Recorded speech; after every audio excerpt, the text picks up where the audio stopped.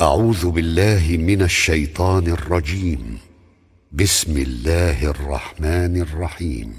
لا أقسم بهذا البلد وأنت حل بهذا البلد ووالد وما ولد لقد خلقنا الإنسان في كبد أيحسب أن لن يقدر عليه أحد يقول أهلكت مالا لبدا أيحسب أن لم يره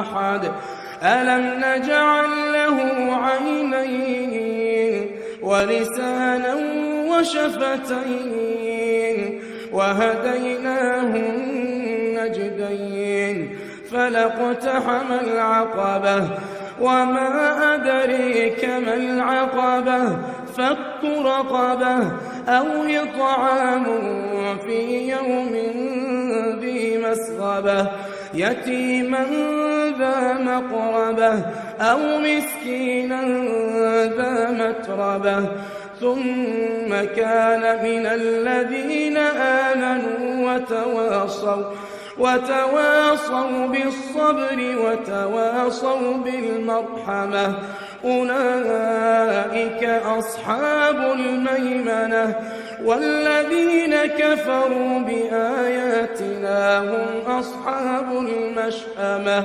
عليهم نار موصدة.